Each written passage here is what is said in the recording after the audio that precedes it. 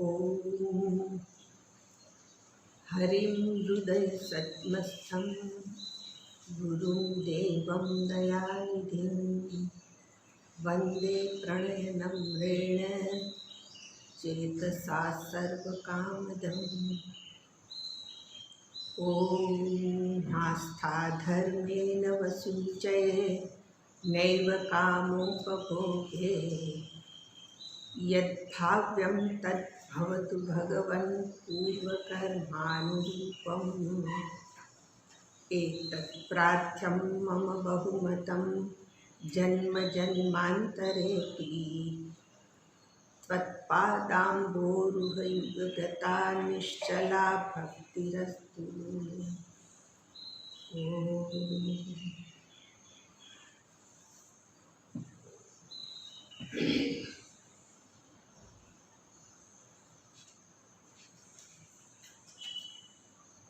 9 યોગેશ્વરોની કથા જોઈએ છીએ.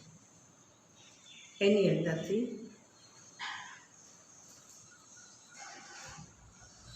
પાંચમા યોગેશ્વર,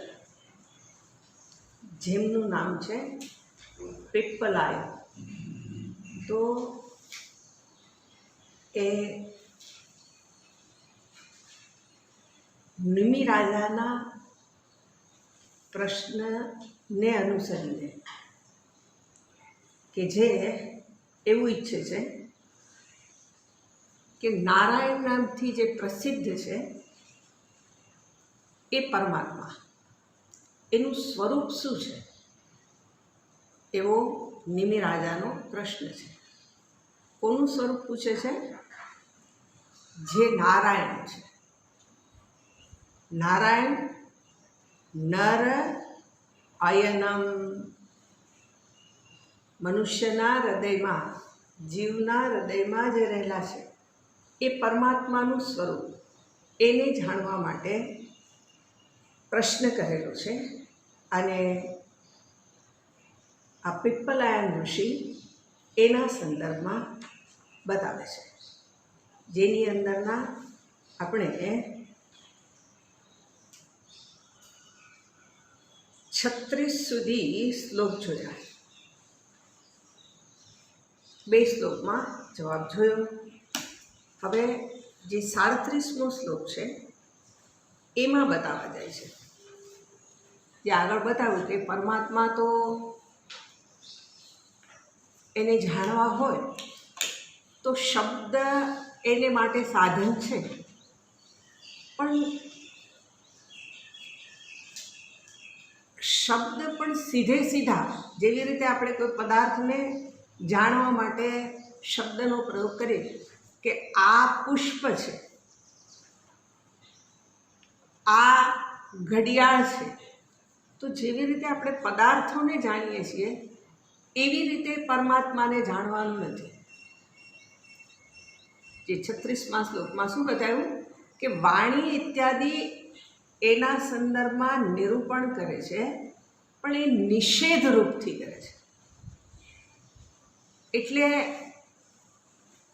આ ફૂલ નથી તો આપણે પ્રશ્ન થાય કે આ શું છે, એમ આ પરમાત્મા નથી એવું કહીને શ્રુતિ સ્મૃતિ બધા વડે જે ઉપદેશ અપાયેલો છે એ એટલા માટે અપાયેલો છે કે આપણી પાસે બાહ્ય જગતને જાણવાના જે સાધનો છે એ આત્માની પ્રાપ્તિમાં સાધન નથી. અને એટલે જેને જેને હું જાણું છું એ સર્વને જે જાણનાર છે એ પરમાત્મા છે. અને શ્લોકમાં શબ્દ પ્રયોગ કર્યો છે, યદ ઋતે ન નિષેધ સિદ્ધિ. જેના વિના જે આપણે નિષેધ કરીએ છીએ કે આ નહીં, તો એ નિષેધની સિદ્ધિ ન થઈ શકે. જેનાથી નિષેધ કરીએ છીએ એટલે કોનાથી કરીએ છીએ? તો કે જે સ્વયં ચેતન સ્વરૂપ છે એ પરમાત્મા દ્વારા નિષેધ કરવામાં આવે છે. તો આ રીતે એ પરમાત્માને અહીંયા બતાવ્યા પછી હવે એને જ વધારે બતાવવા માટે કે તત્વ શું છે તો એને બતાવવા પછીનો શ્લોક કહે છે, જેમાં શું કહે છે, જોશો નહીં તો શબ્દો નહીં આવડે. સત્વમ રજસ તમ ઇતિ ત્રિવૃત એકમ આદૌ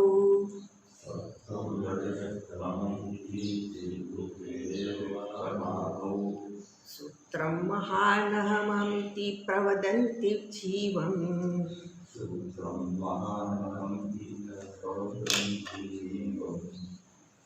જ્ઞાનક્રિયાર્થફલરૂપતયોરુશક્તિ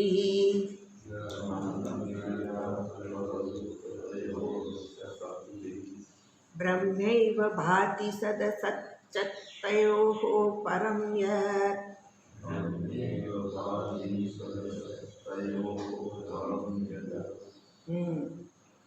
શું કહેશો?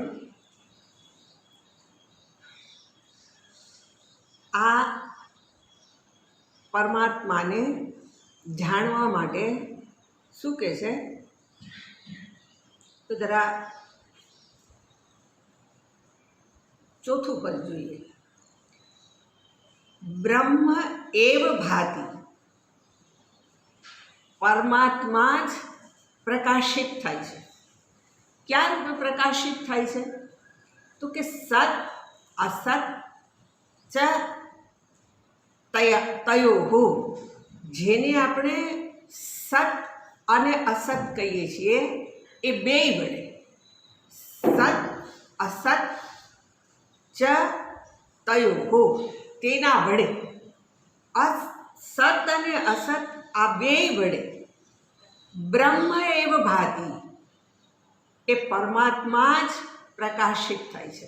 એટલે સત કહેતાની સાથે જગતમાં જે પદાર્થને આપણે છે રૂપે કહીએ છીએ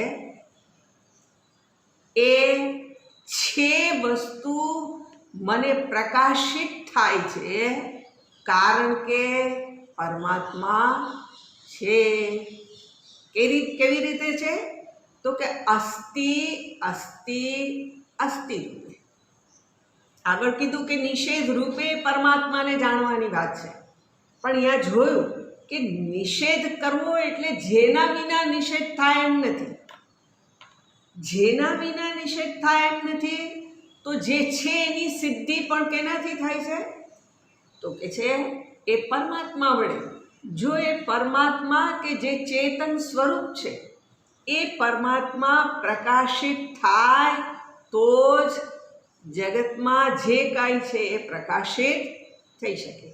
એટલે સત અસત્ય, અને જેને આપણે અસત કહીએ છીએ, અસત કહેતાની સાથે નથી, આ નથી, પણ આ નથી કહેવા માટે તો પેલા પરમાત્માની આવશ્યકતા છે. પરમાત્માની આવશ્યકતા છે એટલે કેવી રીતે તો કે હું એવું કહું કે અત્યારે મારા હાથમાં પુષ્પ છે તો છેની સિદ્ધિ હું ચેતન વડે થઈ. હવે આ પુષ્પ નથી, હું પૂછું કે મારા હાથમાં શું છે તો તમે શું કહેશો? હાથમાં કાંઈ નથી. તો આ નથી કેવું કોઈ પણ વસ્તુને કે આ નથી, એ નથી કહેવા માટે હું ચેતનની અપેક્ષા છે. એમ જગતમાં જે કાંઈ ભાષિત થાય છે, જે કાંઈ ભાષિત થાય છે એટલે આખું જગત, જે પ્રપંચરૂપી આખું જે જગત છે એ આ પરમાત્માથી જ પ્રકાશિત થાય છે. અને પછી શબ્દ પ્રયોગ કર્યો છે તયોઃ પરમ યત. તયોઃ એટલે આ બે. ક્યાં બે તો કે જેને હું સત કહું છું, જેને અસત કહું છું, આ બેયથી પરમાત્મા કેવા છે તો કે પરમ, એનાથી પણ ઉત્કૃષ્ટ છે, અથવા તો એનાથી પર છે, એનાથી વિલક્ષણ છે. જે શબ્દ પ્રયોગ કરવો હોય એ થાય. એટલે પરમાત્મા જગતમાં જે કાંઈ પ્રતીત થાય છે, જે નથી પ્રતીત થતું એવું જે મને ભાન થાય છે એ પરમાત્માને કારણે છે.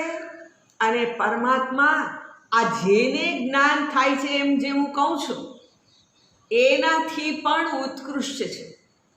એનાથી ઉત્કૃષ્ટ છે એટલે એનું કારણ છે કે એનું આપણે જે સાક્ષી શબ્દ પ્રયોગ કરીને જોનાર, તો જોનાર જે કહીએ છીએ તો સાપેક્ષ છે અને નથીને આધારે છે. જેને મેં છે એવું જોનાર કીધો, જે નથી એવું જોનાર કીધો, એનાથી પણ જે પર છે એવું કહેવાનો અર્થ શું થશે કે જે જોવાનો વિષય હોય કે ન હોય પણ એનું હોવાપણું તો સર્વકાળે છે. પદાર્થ હોય કે ન હોય ત્યારે એ પરમાત્મા તો રહેલા જ છે. બરાબર.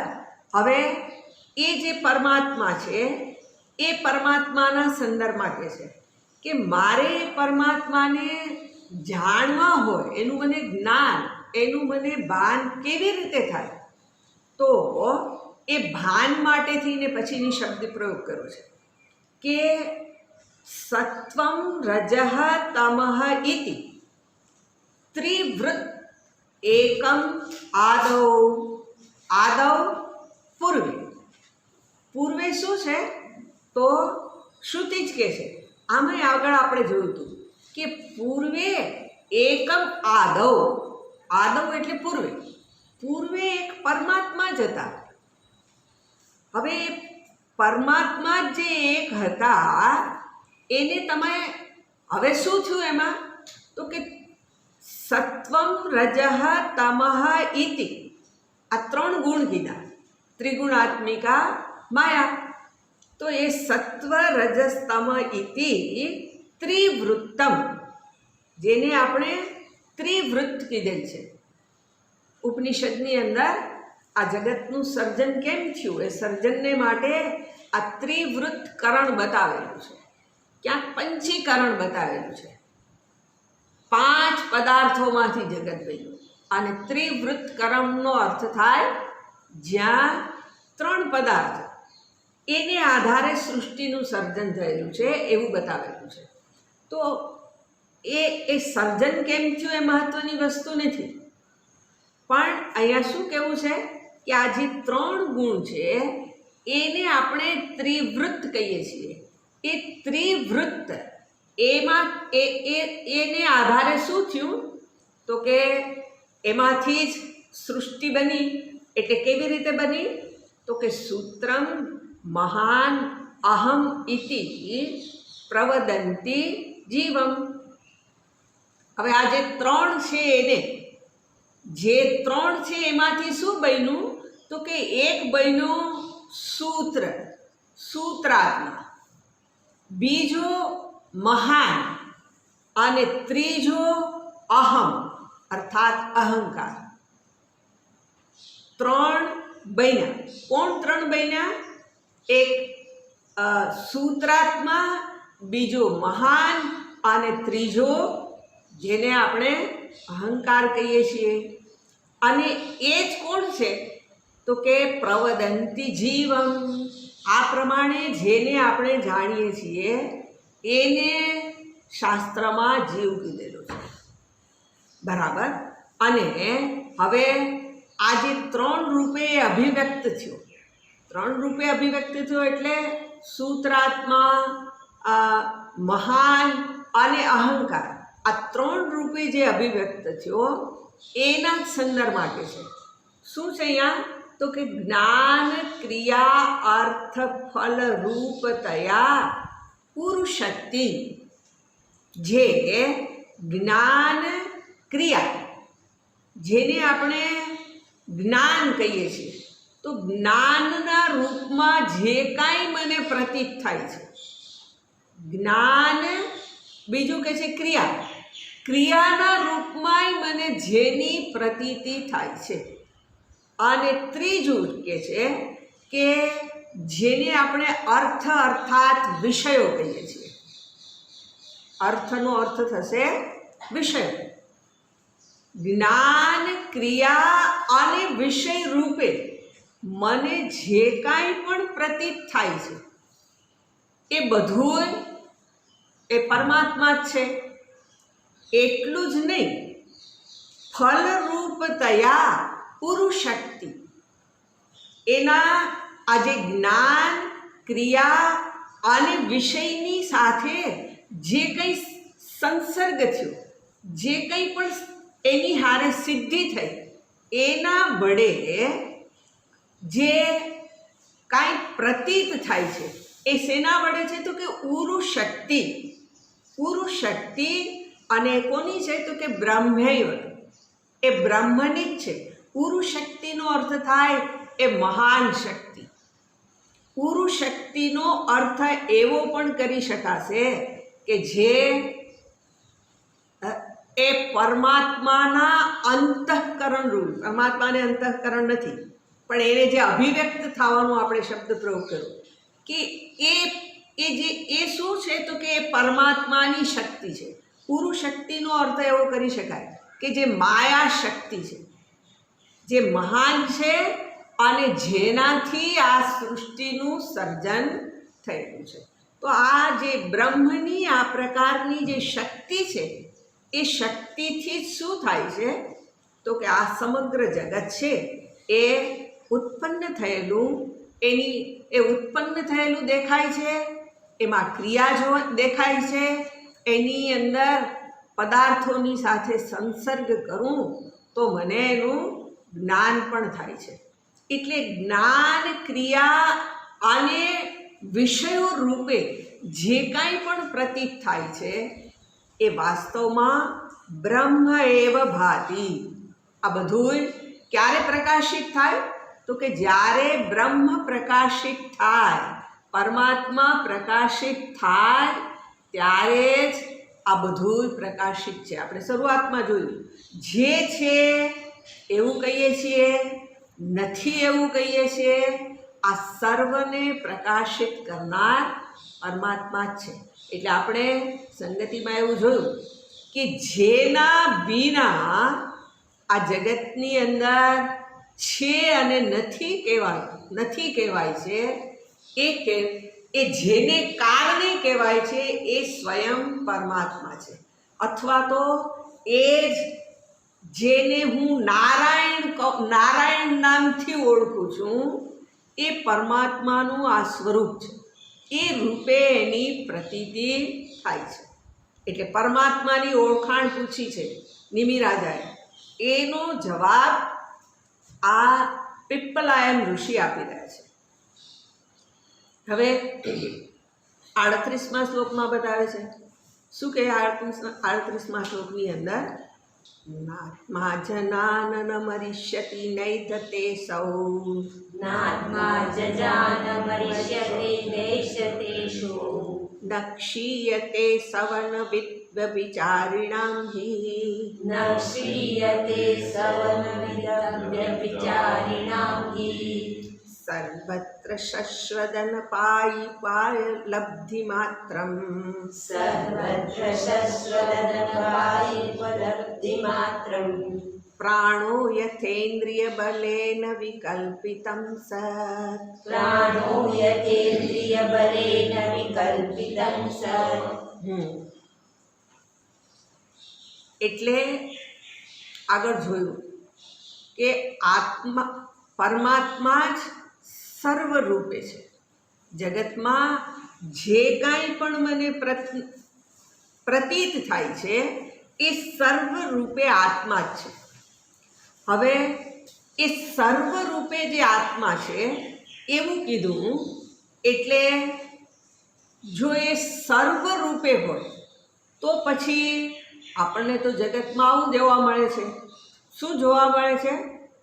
તો કે છે જજાન મરિષ્યતિ, જન્મેલા અને મરણ પામનાર લોકો દેખાય છે. પણ એ જે કંઈ જન્મ પામનારું અને મરનારું છે એને માટે કહે છે ન આત્મા. આત્માનો જન્મ નથી થતો અને આત્માનું મૃત્યુ પણ નથી થતું. પ્રતીત આપણને શું થાય છે? તો બધુંય પ્રતીત થાય છે એમ કહીએ છીએ, પણ જે કાંઈ પ્રતીત થાય છે એ બધું તો જન્મવાળું અને નાશ પામનાર છે. પણ અહીંયા કહે છે કે આત્મા ન જજાન, આત્મા જન્મતો નથી. બીજું કહે છે ન મરિષ્યતિ, અને એ આત્માનું મૃત્યુ પણ નથી. બરાબર. પછીનો શબ્દ પ્રયોગ કરતા કે છે ન એધતે. ન એધતે એટલે જે વૃદ્ધિ પામતો નથી. એધ ધાતુ વૃદ્ધિના અર્થમાં છે. ન એધતે એ વૃદ્ધિ પામતો નથી. જગતમાં બધું કેવું છે? જગતની અંદર જ્યાંય મારી નજર પડે ત્યાં જન્મ મૃત્યુ અને એની સાથે જન્મની સાથે વસ્તુની અંદર વૃદ્ધિ જોવા જ મળે છે. પણ અહીં કે છે ન એધતે, જે વૃદ્ધિ નથી પામતો.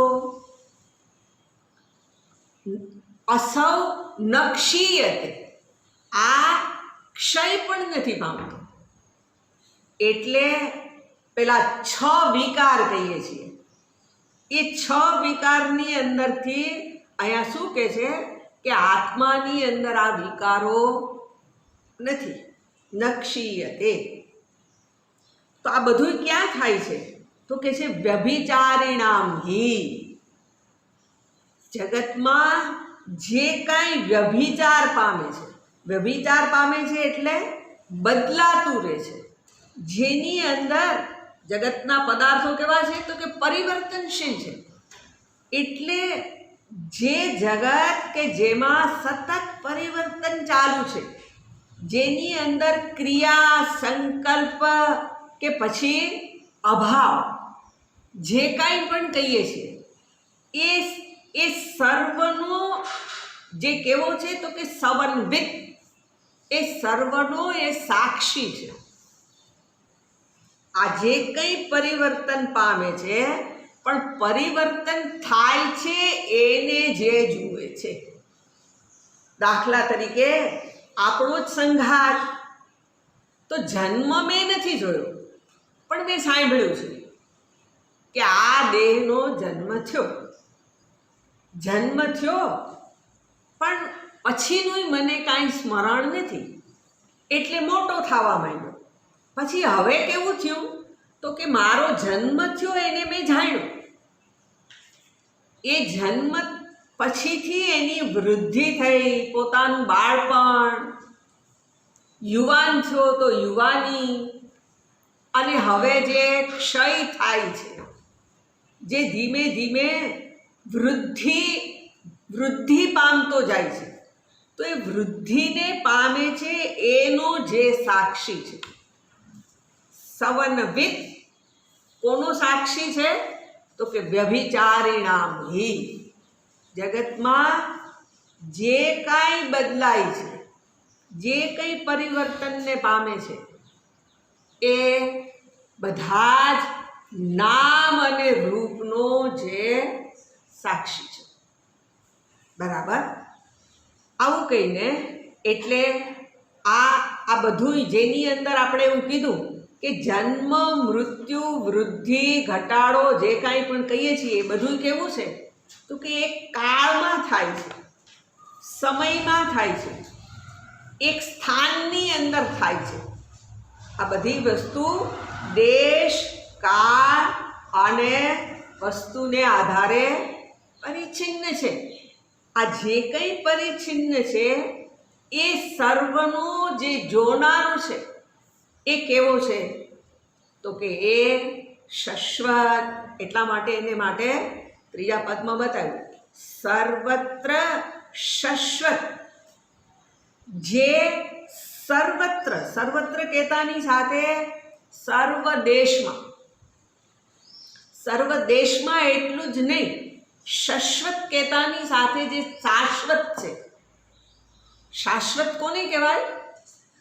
જે ત્રણેય કાળમાં એવો ને એવો રહે એને કહેવાય શાશ્વત. તો અહીંયા જે સર્વત્ર છે અને બીજું કે છે શાશ્વત છે, એટલે કે દેશ કાળ અને વસ્તુ કહીએ છીએ સર્વની અંદર જે છે આ બધું મર્યાદિત છે. આ બધી આપણને ખબર છે. દેશની સ્વયં મર્યાદા, કાળની તો કે મર્યાદા, વસ્તુની તો કે મર્યાદા, આ બધું જ મર્યાદિત છે. પણ જે એમાં રહીને અપરિચ્છિન્ન છે, અર્થાત આ મર્યાદાઓ રહિત છે, જે શાશ્વત છે, સર્વત્ર છે અને અનપાયી. અનપાયીનો અર્થ થશે જે અવિનાશી છે. અનપાયીની ભક્તિ. ભક્તિને માટે આવું વિશેષણ વાપરે છે. ભક્તિ કેવી છે? તો કે જે ક્યારેય દૂર ન થાય. ભક્તિનો જે ભાવ છે એવી ભક્તિ હોવી જોઈએ. કેવી ભક્તિ હોવી જોઈએ? તો કે અનપાયી. પણ આપણે ભક્તિ પછી શબ્દને ભક્તિને પછી જોઈએ છે. પણ અહીંયા શું બતાવવું છે? તો કે જે સર્વત્ર છે, જે શાશ્વત છે અને પાછો અનપાયી કહેતાની સાથે જે અવિનાશી છે. બરાબર. અને હવે એને માટે ફરી એક શબ્દ પ્રયોગ કર્યો, ઉપલબ્ધિ માત્રમ. જે છે પણ કેવી રીતે છે? તો કે ઉપલબ્ધિ માત્ર. ઉપલબ્ધિનો અર્થ થશે જે કાંઈ મને પ્રાપ્ત થાય છે, અર્થાત જે કાંઈ વસ્તુનું જો જ્ઞાન ન થાય તો પ્રાપ્ત ન થાય, જેનું મને જ્ઞાન ન થાય, જે વસ્તુ પ્રકાશિત ન થાય એને હું પ્રાપ્ત ના કરી શકું. પ્રાપ્તિ કરવા માટે શું જોઈએ? પ્રાપ્તિ કરવું એટલે લેવું એવા અર્થમાં લ્યો તો પણ વાંધો નથી. મને જે કાંઈ પ્રાપ્ત થાય છે એ શેને કારણે? તો કે જ્ઞાન સ્વરૂપ પરમાત્માના કારણે. એ કેવું છે? ઉપલબ્ધિ માત્રમ. એ માત્ર પ્રાપ્ત કરનાર અર્થાત જ્ઞાન માત્ર રૂપે રહેલો છે. એટલે જે છે આને ચેતન રૂપ છે, જેનાથી આ બધું પ્રકાશિત થાય છે. એટલે ઉપલબ્ધિ માત્રમ. બરાબર. હવે એવું કહીને પછીના ચોથા પાદમાં બતાવે છે, પ્રાણ યથા ઇન્દ્રિય બલેન વિકલ્પિતમ સત. જેને આપણે આપણી પ્રાણન ક્રિયા કહીએ છીએ. પ્રાણન ક્રિયા અને યથા ઇન્દ્રિય બલેન, જેવી રીતે ઇન્દ્રિયોના સામર્થ્યથી અથવા તો ઇન્દ્રિયોને કારણે શું થાય છે? તો કે વિકલ્પિતમ સત. સત એટલે કાંઈ જે કાંઈ છે, એ જે કાંઈ છે એ બધું વિકલ્પિતમ. જે મને પ્રતીત થાય છે, મને જે દેખાઈ રહ્યું છે, વિકલ્પો રૂપે છે. જગત મારી સામે જે પ્રગટ થાય છે એ જગત કેવું છે? તો કે વિકલ્પિતમ. વિકલ્પિતમનો અર્થ આપણી દ્રષ્ટિ, આપણી જે 5 ઇન્દ્રિયો બતાવી છે એ એક પછી એક પદાર્થોને ગ્રહણ કરતી રહે છે. જેવી રીતે આપણી આંખ છે એ રૂપને જુએ છે, પણ એકને એક રૂપ જોવું એને નથી ગમતું, બીજા રૂપ ઉપર તરત જ જાય છે. શ્રવણેન્દ્રિય શબ્દ સાંભળે છે પણ વિકલ્પિતમ, જેમાં વિકલ્પો જન્મે. એવા શબ્દો એ ગ્રહણ કરે છે. એટલે ઇન્દ્રિયો વડે જે કાંઈ પણ મને, આપણે વિકલ્પિતમ શબ્દને બાજુમાં કરી દઈએ, પણ આંખ રૂપ જુએ, કાન શબ્દ સાંભળે, ત્વચા સ્પર્શ કરે, ઘ્રાણેન્દ્રિય ગંધ ગ્રહણ કરે, જે કંઈ પણ ક્રિયા થાય એ સર્વ ક્રિયાના સંદર્ભમાં કહે છે. એ બધી ક્રિયા કેવી રીતે થાય છે? તો કે પ્રાણ બલેન, પ્રાણના બળથી. પ્રાણ, જે પ્રાણ શક્તિ છે એ શું કરે છે?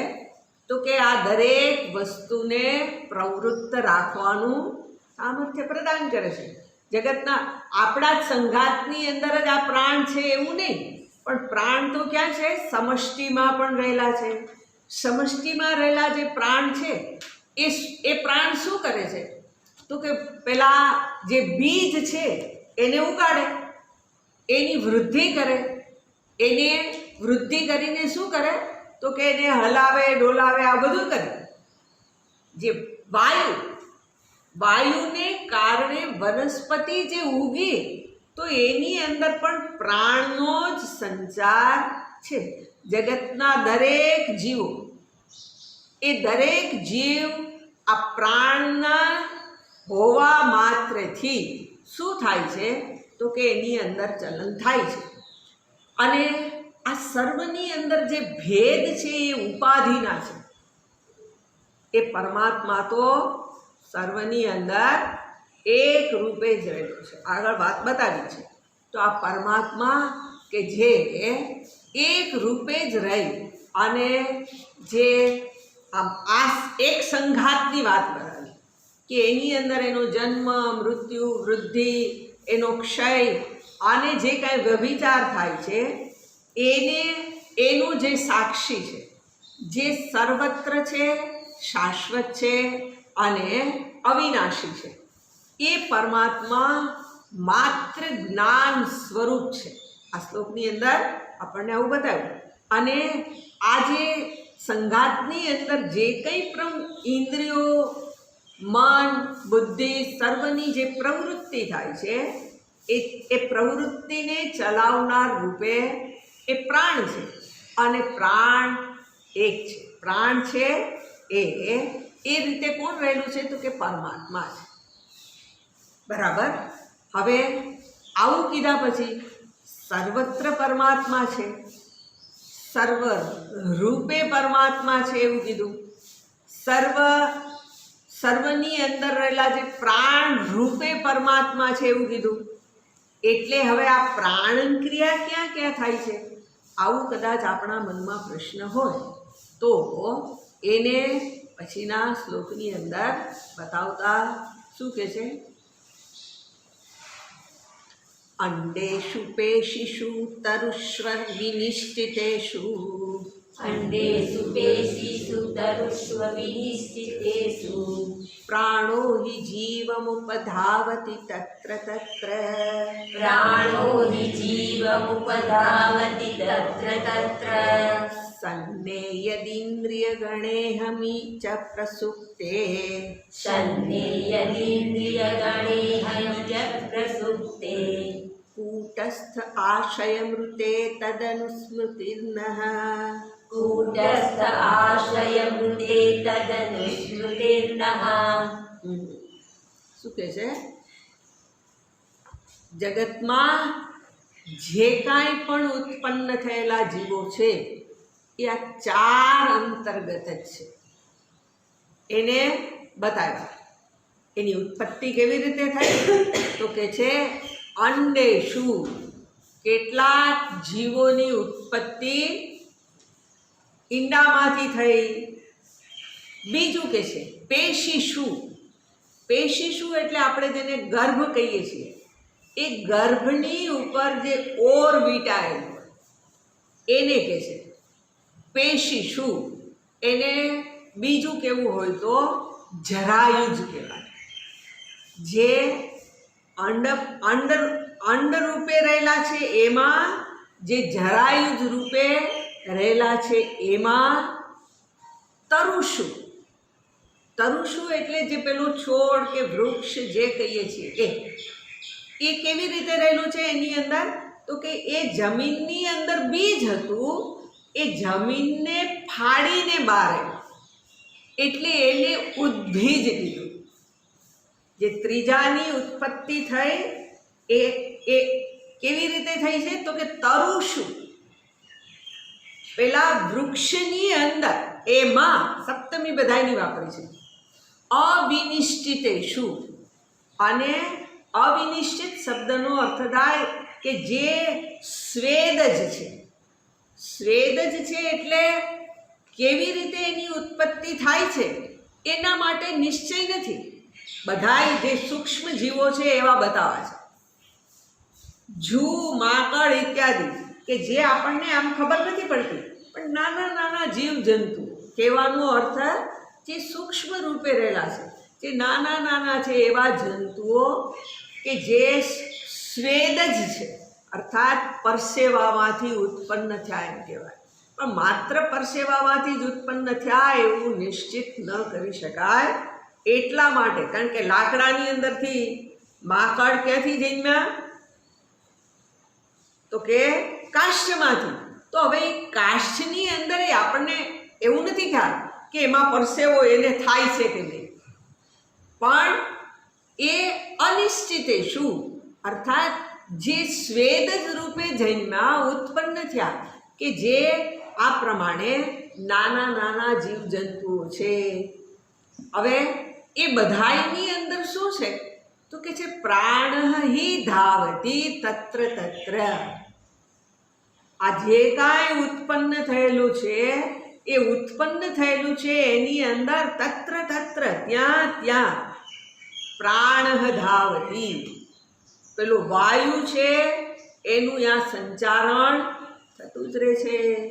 દરેક જીવનું હોવાપણું પ્રાણને આભારી છે. અને એટલે આ પ્રાણ છે તત્ર તત્ર ધાવતી, અને એને આધારે શું છે?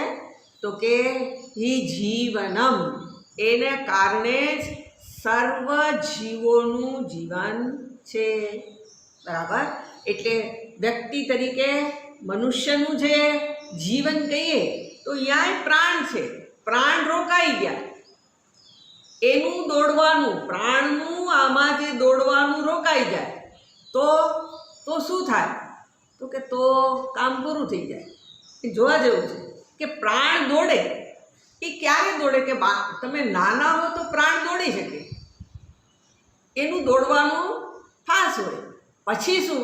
તો કે યુવાની સુધી આપણને એવું લાગે છે કે મારા પ્રાણ તો દોડે જ છે, પણ પ્રાણ દોડતા દોડતા અહીંયા શું થવા માંડે છે? ધીમે ધીમે આ મને શ્વાસ તો ચડતો જ નહીં હો કોઈ દી, પણ હવે શું થાય છે? તો કે પગથિયા ચડું તો શ્વાસ ચડે, પહેલાં નહોતો જોતું, હવે પગથિયા ચડું તો શ્વાસ થાય. એ શ્વાસ થાય છે એ શું છે?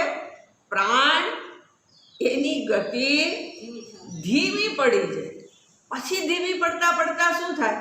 તો કે હવે તો પહેલાં તો હું કેટલા લાડુ ખાઈ જતો? તો કે 5 લાડુ ખાઈ જતો. હવે તો કે હવે તો એક બતાડો તોય એમ થાય કે આને કેમ ખવાય? તો ત્યાં શું થયું? પ્રાણ પેલાની અંદર જે દોડતા હતા એ દોડવાનું એનું ઘટી ગયું, એનું ઘટ્યું એટલે ખાવાનું ઘટ્યું. તો આ શું થયું? પ્રાણ દોડે છે. ક્યાં દોડે છે? તો કે દરેક જીવની અંદર આ પ્રાણની જે પ્રવૃત્તિ છે એને આધારે સર્વ જીવોની પ્રવૃત્તિ જોવા મળે છે. બરાબર? હવે આવું કહીને શું કહે છે? સન્ને ઇન્દ્રિય ગણે અહમી ચ પ્રસુપ્તે. જેને આપણે સન એટલે જેના હોવાથી, ઇન્દ્રિય ગણે જે ઇન્દ્રિયો છે એનો સમૂહ, એ શું થાય છે? તો કે એના હોતા ઇન્દ્રિય ગણે પ્રસુપ્તે, એ સૂઈ જાય છે, જેની હાજરી બનેલી રહે છે. અને ઇન્દ્રિય ગણ કહેતાની સાથે ઇન્દ્રિય, મન, બુદ્ધિ આ બધાય કેવા થઈ જાય છે? તો કે સૂઈ જાય છે. એટલે જેના હોવાથી આ જેને આપણે ઇન્દ્રિયોની પ્રવૃત્તિ થાય છે, જેના હોવાથી ઇન્દ્રિયોની પ્રવૃત્તિ રોકાઈ ગઈ. ઇન્દ્રિયોની પ્રવૃત્તિ સુષુપ્તિમાં જઈએ ત્યારે નથી, પણ પેલું મન રહેશે. તો હવે મન સ્વપ્ન સર્જન કરે છે. તો સૂઈ જવાનો અર્થ છે કે સ્વપ્ન નથી, જાગ્રતના પદાર્થો નથી અને સ્વપ્નના પદાર્થો પણ જ્યાં નથી રહેતા. એ ન રહે ત્યારે પણ સન્ને જેનું હોવાપણું છે, માટે જેના હોવાને કારણે શું થાય છે? તો કે આ જે જીવ છે એની આ સુષુપ્તિ આદિ જે અવસ્થાઓ છે એ રહેલી છે. બરાબર.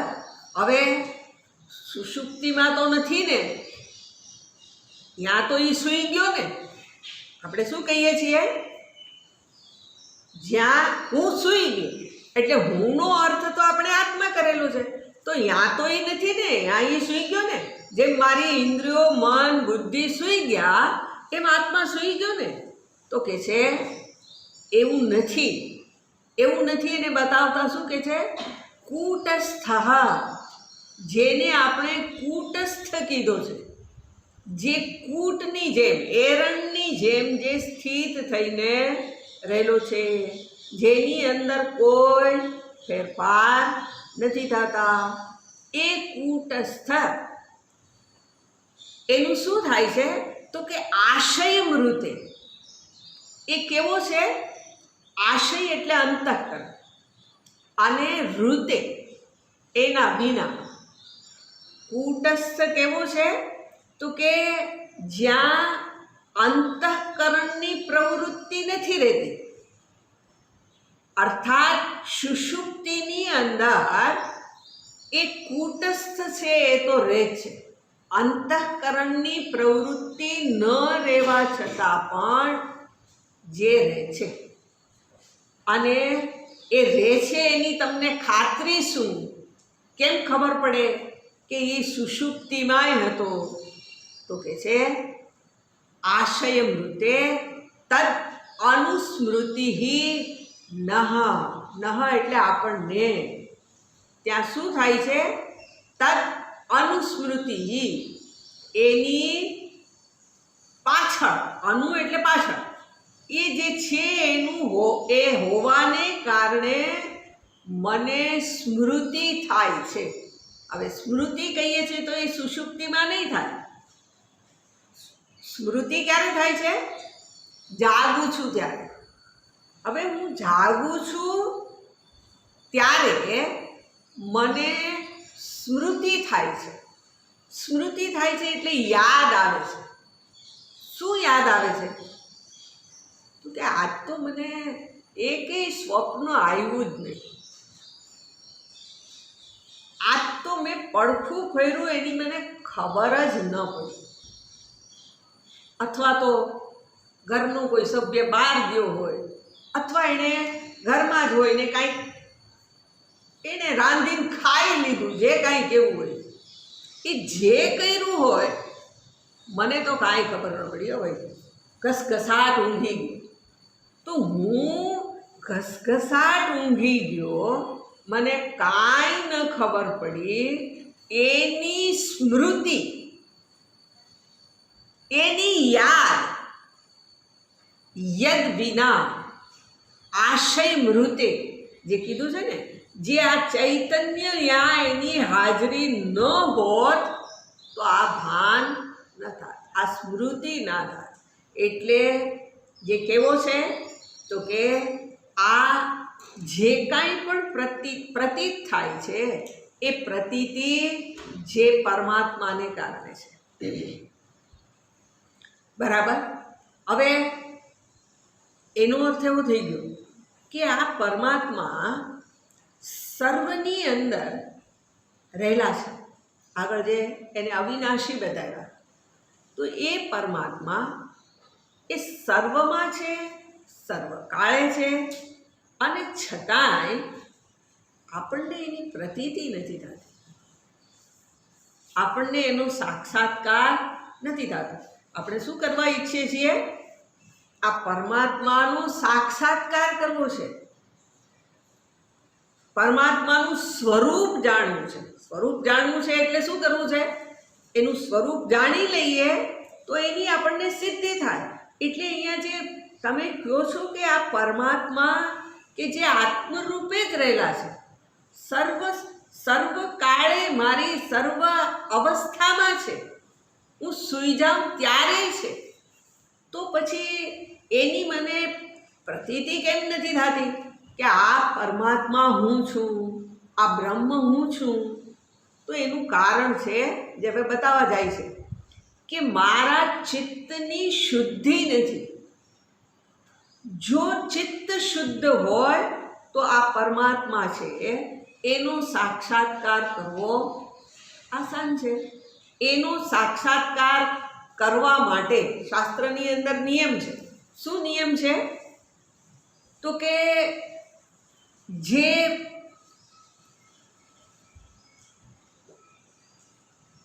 બે વસ્તુ ન થાય, શાસ્ત્રનો નિયમ છે એવું કહેવા કરતાં સામાન્ય નિયમ એ કે મારે બહાર બધું જોવું હોય તો અંદર શું થાય છે એની મારે ઉપેક્ષા કરવી પડે. અંદર એટલે પોતાના ઘરમાં. બહાર શું થાય છે એ જોવામાં પ્રવૃત્ત થાવ ત્યારે હું મારા ઘરની અંદર જે થાય છે એની ઉપેક્ષા કરું. એ ઉપેક્ષા ના કરું તો મને બહારનું જ્ઞાન નથી થતું. અને મારે જરૂરી શું છે? તો કે બહારનું જ્ઞાન જોઈએ છે. આપણે જ્ઞાન ક્યું જોઈએ છે? બહારનું. પણ શાસ્ત્ર તો એવું કહે છે કે તારે તારા ઘરમાં બધું સરખું કરવું હોય તો હકણા થઈને ઘરમાં રહેવું પડે. બહાર રખડવાનું ઓછું કરવું પડે. બહાર જા નહીં, ત્યાંથી રોકા. ઘરમાં રોકા તો ઘરમાં સમૂહ સુથરું થાય, ત્યાં સાફ સુફ કરાય, ત્યાં જે અશુદ્ધિ હોય એને દૂર કરાય. પણ આપણે તો ઘરમાં બહાર સારું લાગે, ઘરમાં સારું નથી લાગતું. એટલે અહીંયા જે પરમાત્મા કે જે મારા જ ચિત્તમાં રહેલા છે એ પરમાત્માનું દર્શન, એનો સાક્ષાત્કાર ન થવાનું કારણ શું છે?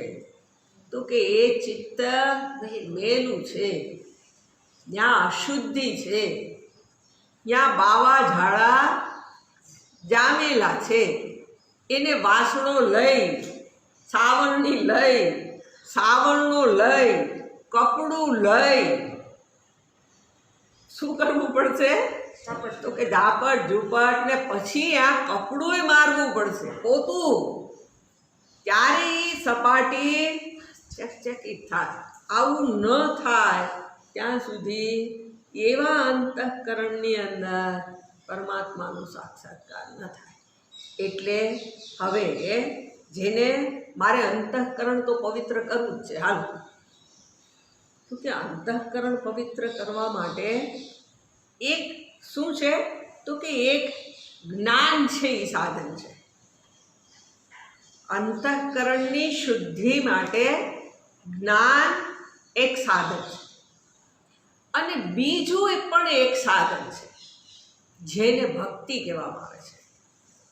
જ્ઞાન અને ભક્તિ આ બેમાંથી, જો કે અને જેવું છે નહીં, પણ આપણે એવું કહીએ છીએ કે જ્ઞાન અને ભક્તિ. પણ તમારે બેને જુદા જોવા હોય તો જોવાની છૂટ છે કે એક જ્ઞાન છે પોતાના આત્મ સ્વરૂપનું. એ જ્ઞાનને કારણે ચિત્તની શુદ્ધિ થાય છે. અને બીજું કહે છે કે ભક્તિ જો જીવનમાં આવી જાય, ચિત્તમાં આવી જાય, તો ચિત્ત શુદ્ધ થઈ જાય. એટલે એને પછીના શ્લોકમાં બતાવીને શું કહે છે, જુઓ 40મો શ્લોક.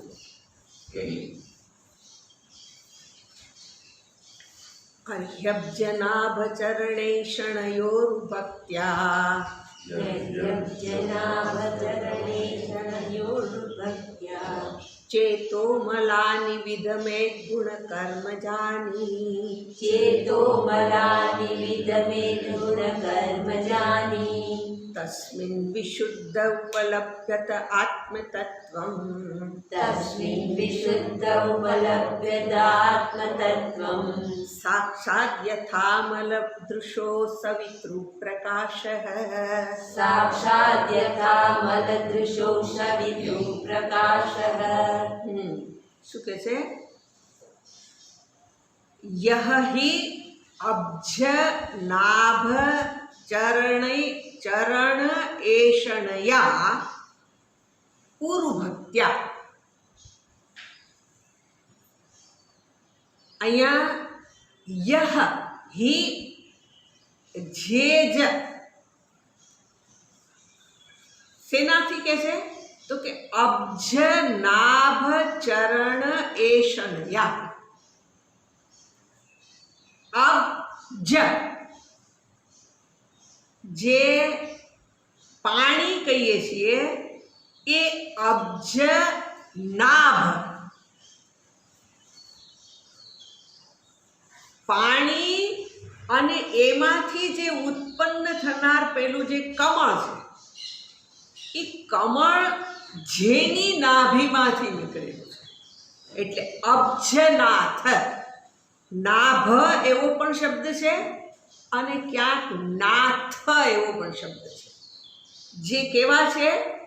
તો કે જેની નાભીમાંથી આજે કમળ પ્રગટ થયેલું છે, ઉત્પન્ન થયેલું છે. એટલે કમળ જેના કારણે ઉત્પન્ન થયું એ નાથ બની ગયો. અબ્જ નાથ અથવા તો અબ્જ નાભ. જે પેલું નાભીમાંથી કમળ પ્રગટ થયું, ઉત્પન્ન થયું, એને માટે શું કહે છે? એના ચરણ, એ અબ્જનાથના ચરણ એષણયા, એની એષણા વડે અર્થાત ઉરુભક્ત્યા. એની એષણા અને ઉરુભક્તિનો અર્થ થશે મહાન ભક્તિ અથવા તો હૃદયપૂર્વક કરેલી ભક્તિ વડે. તૃતીયા છે એ ભક્તિથી. બરાબર. એટલે આપણે આપણા ચિત્તને શુદ્ધ કરવું છે. તો એ ચિત્ત શુદ્ધિ કેવી રીતે થશે એને બતાવે છે. ચેતો મલાની વિધમેત. ચેતઃ મલાની, આપણા અંતઃકરણના જે મળ છે, એક નથી, બહુવચન પ્રયોગ કર્યો છે કે એની અંદર હમણાં કીધું ને બાવા ઝાડા ખૂબ જામેલા છે. તો એ જે ચિત્તની અંદર અનેક પ્રકારના જે મળ છે એને એ ક્યાંથી આવી ગયા છે? તો કે ગુણ કર્મ જાની. જે ગુણ અને કર્મમાંથી ઉત્પન્ન થયેલા છે. એટલે આપણી જે કંઈ પણ ક્રિયાઓ થાય છે એ સર્વ ક્રિયાઓમાંથી આપણા એ ક્રિયાઓ કરી પરિણામે ચિત્તની અંદર રાગ અને દ્વેષ જમા પડે છે. આ મને ગમી ગયું. શું ગમ્યું? તો ગમવાની વાત વિષય બદલે અને વ્યક્તિ બદલે. એટલે ગમતા પદાર્થોની અંદર ભેદભાવ થઈ જાય છે, એમાં જુદાપણું થઈ જાય છે. એટલે આપણું મન શું ઈચ્છે છે? તો કે મને ગમતા પદાર્થોની મને પ્રાપ્તિ થાય એવું હું ઈચ્છું છું. પણ એ તો ગમતા પદાર્થની પ્રાપ્તિ માટે પ્રવૃત્ત થાઉં ત્યારે શું થાય છે? તો કે ગમ્યું એટલે રાગ થયો છે. હવે જેના માટે રાગ છે એ મને નહીં મળે તો સીધું જ ત્યાં જે એને માટે નિમિત્ત બન્યું, એણે મને એ વસ્તુની સિદ્ધિ નથી થવા દીધી એવું કહેવાય નહીં, પણ એના નિમિત્તથી શું થાય છે તો કે એના નિમિત્તથી મને પદાર્થ ન મળ્યો, એટલે એ વ્યક્તિ એ પરિસ્થિતિ માટે મારા મનમાં દ્વેષ જન્મી જાય છે. તો જે ભગવાનના ચરણાર વિંદની ભક્તિ શું કરશે? ભક્તિનો અર્થ હમણાં જ કીધો કે હૃદયપૂર્વક કરવું, પણ આપણે હૃદયપૂર્વક શું કરીએ છીએ તો કે મનને ગમે એ ભગવાનની ભક્તિ તો કરીએ જ છીએ, પણ ભક્તિ કેવી છે? આપણું મન ધન, પુત્ર, પરિવાર, સત્તા આ બધાની અંદર છે, એ જોઈએ છે અને ભક્તિ જોઈએ છે.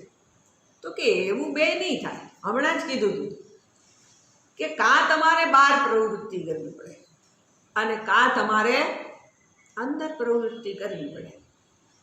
જો તમારે આજે ભગવાનના અબ્જનાથ ચરણારવિંદ એષણા જન્મે તો એના વડે શું થશે તો કે બીજી બધી ઈચ્છાઓ એની મેળે જ મટી જશે.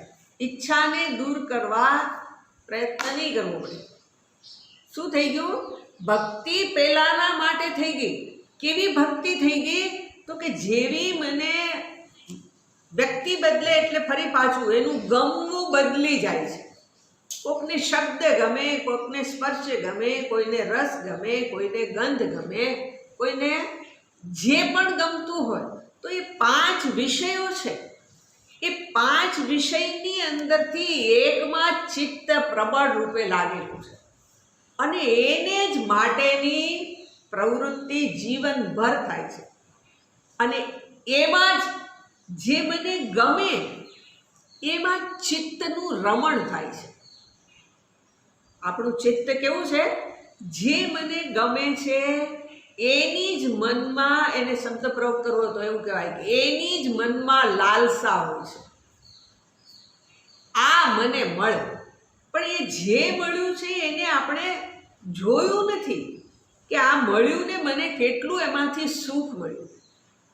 પણ આપણે તો કેવું છે, એક મળી ગયું, બીજું જોઈએ છે, ત્રીજું જોઈએ છે અને જીવન સમાપ્ત થવા આવે ત્યાં સુધી આપણે બહારના જ પદાર્થોની લાલસા રહેલી છે.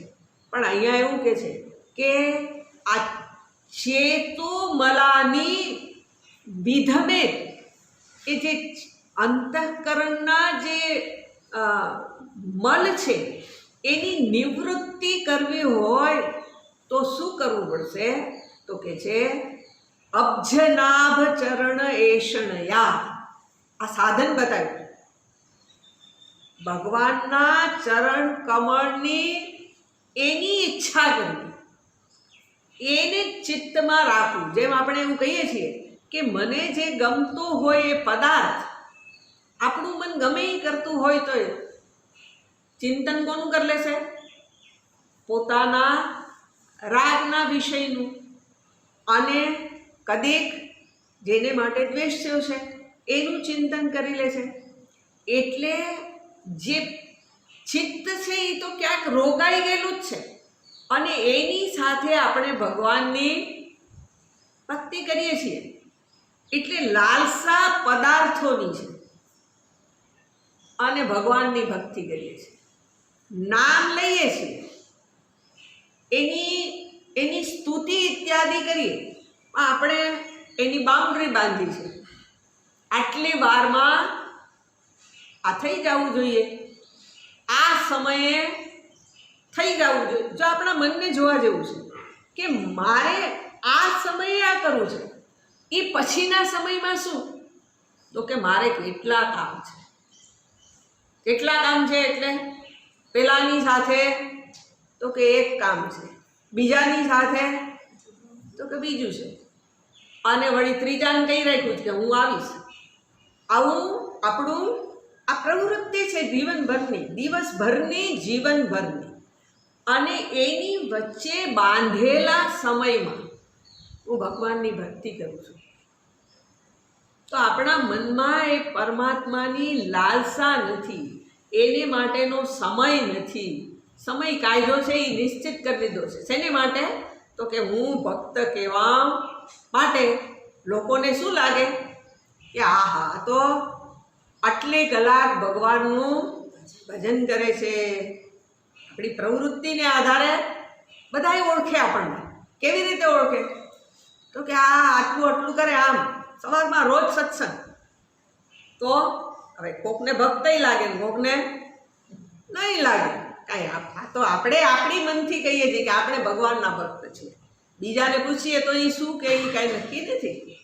એટલે પણ આપણે એવું માની લીધું છે કે આ ભક્તિ છે. પણ અહીં શું કહે છે કે ભગવાનની આ જે ભક્તિ છે એનાથી શું થશે?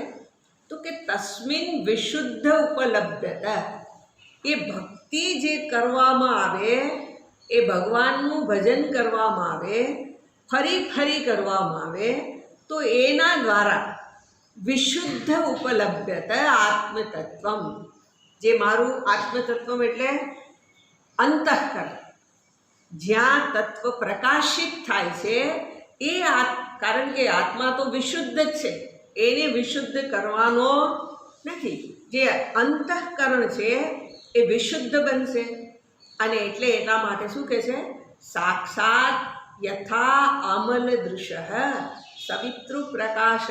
દ્રષ્ટાંત અમલ દૃશ્ય, જેમાં મળ નથી એવી આંખ હોય, એના વડે જોવાય છે, એના વડે દેખાય છે. શું દેખાય છે? તો કે સવિતૃ પ્રકાશ, સૂર્યનો પ્રકાશ.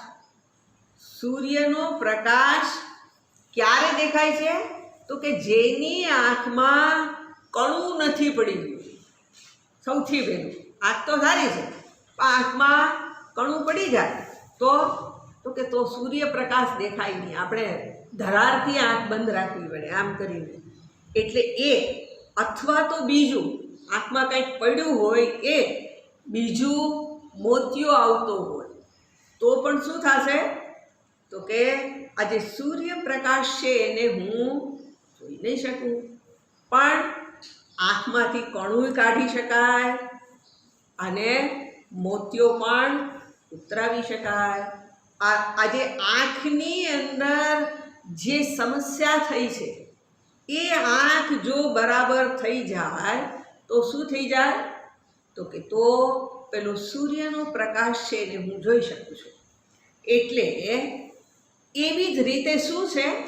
તો કે વિષયોની લાલસા રૂપી કણું આપણા અંતઃકરણમાં પડ્યું છે, અથવા વિષયો રૂપી લાલસા એનો મોતિયો અંતઃકરણને આવ્યો. હવે આ અંતઃકરણનો મોતિયો ઉતરાવવો હોય, એ ઉતરાવીએ તો જ શું થશે? તો કે તો એ મોતિયો ઉતરી જાય તો અંતઃકરણ શુદ્ધ થયું. આને તો જે સર્વત્ર સર્વકાળે જે અવિનાશી પરમાત્મા છે, આત્મતત્વ છે, એનું દર્શન, એનો સાક્ષાત્કાર થઈ શકે. અને સાક્ષાત્કાર કરવા માટે શું કીધું અહીંયા? તો કે પરમાત્માની ભક્તિ. પરમાત્માની ભક્તિ કરીએ તો શું થશે? તો કે ભક્તિ દ્વારા આપણા અંતઃકરણની શુદ્ધિ અને એના દ્વારા જે પરમાત્માનો સાક્ષાત્કાર કરવો છે, જેને જાણવા છે, એની સિદ્ધિ થાય. એટલે આ રીતે અહીંયા અંતઃકરણ શુદ્ધિ માટે ભક્તિને સાધન બતાવ્યું. હવે એ ભક્તિના સંદર્ભમાં આગળ જે વાત કેવી છે, તો એને માટે ફરી પાછો નેમી રાજા પ્રશ્ન કરવા જાય છે, જે વાતને આપણે કાલે સમજીશું. ઓમ पूर्णमदः पूर्णमिदं पूर्णात् पूर्णमुदच्यते पूर्णस्य पूर्णमादाय पूर्णमेवावशिष्यते ॐ शान्ति शान्ति शान्तिः हरिः ओम श्री